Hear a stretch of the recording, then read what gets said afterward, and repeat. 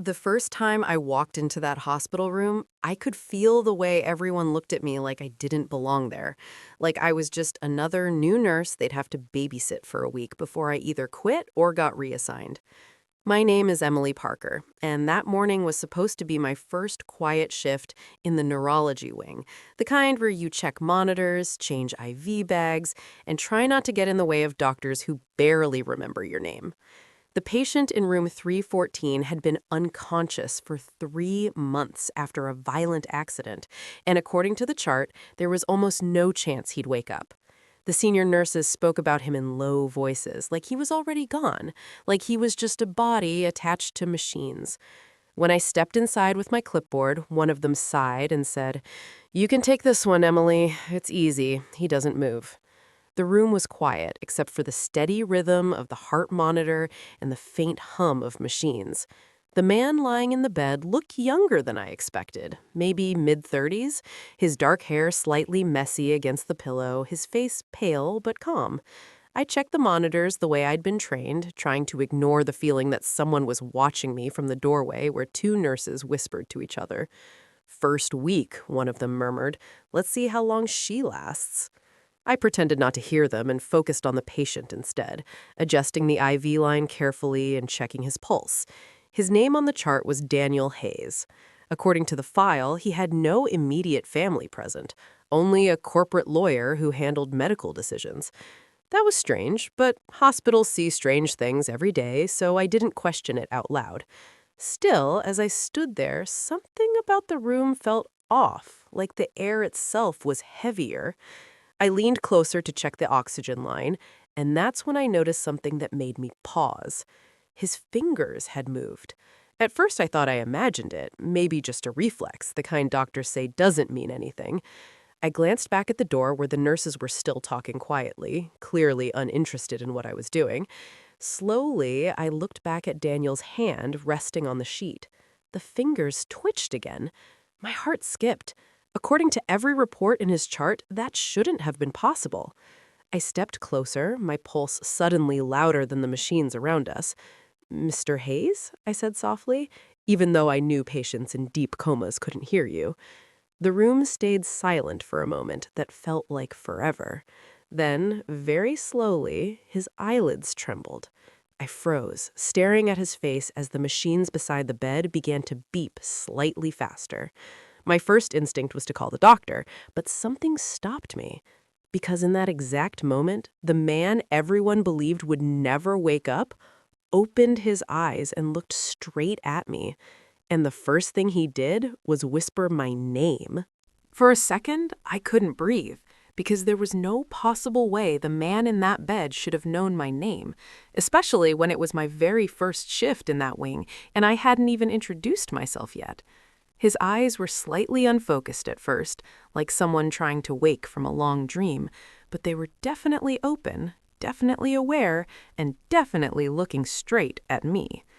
The heart monitor beside him suddenly started beeping faster, sharp and urgent in the quiet room. My training finally kicked in, and I rushed to the door, calling down the hallway, "Doctor, I need a doctor in here."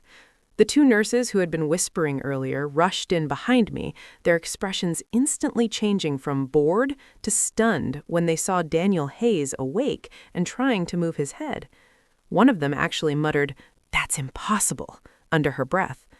Within seconds, the room filled with people, doctors, another nurse, and a technician adjusting the machines while everyone talked at once. The lead neurologist leaned over Daniel with a flashlight, checking his pupils, asking simple questions, but Daniel barely reacted to any of them.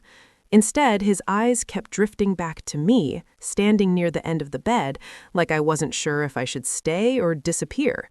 Finally, the doctor looked at me. "You were the one in the room when he woke up?" he asked. I nodded slowly.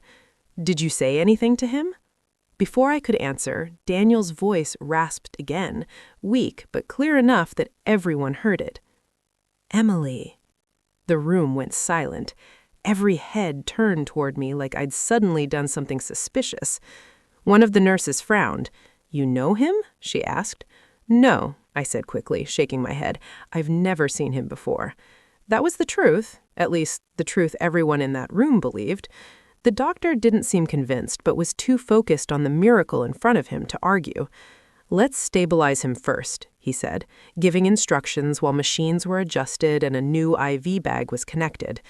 Daniel's eyes slowly closed again, though the monitors showed he was still awake, just exhausted. The doctors finally cleared the room after nearly 20 minutes of tests, leaving only me and one senior nurse to monitor him.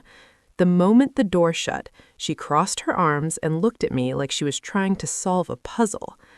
"Patients don't wake up from 3-month comas and start calling random nurses by name," she said quietly.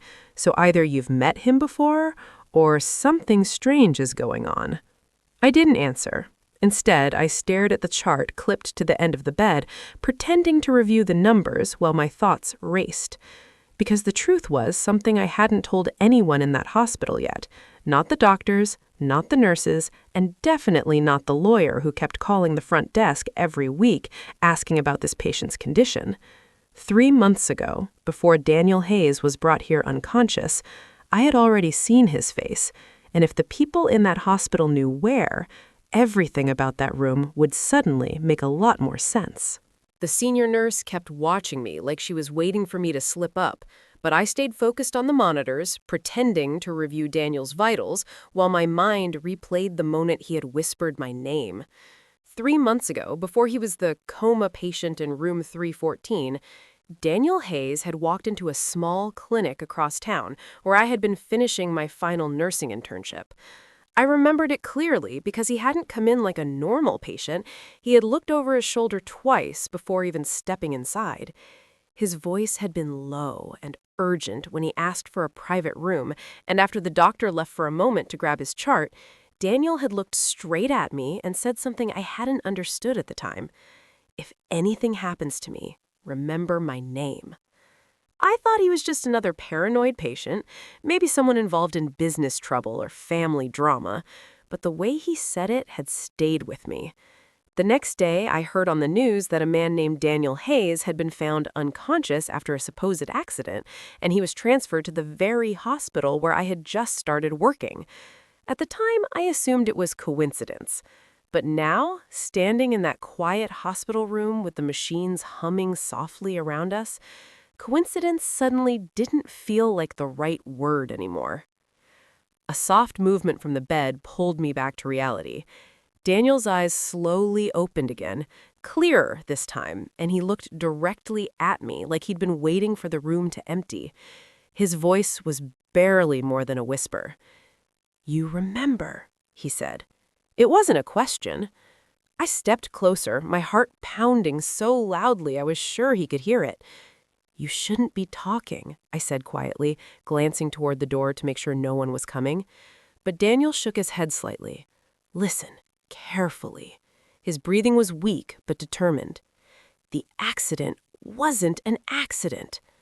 A cold chill ran down my spine. Before I could ask what he meant, the door suddenly opened, and the neurologist stepped back inside with another man in a dark suit I had never seen before. The doctor smiled in disbelief, still amazed by the miracle recovery. "Mr. Hayes," he said, "there's someone here who's been waiting a long time to see you awake." The man in the suit stepped forward slowly, his expression calm, but his eyes sharp as they scanned the room before settling on Daniel. For a moment, neither of them spoke. Then Daniel looked at him, and something in his face changed completely. Fear. Real fear. The suited man gave a polite smile and turned toward the doctor. "I'm Daniel Hayes' legal representative," he said smoothly. "I've been handling his affairs since the accident."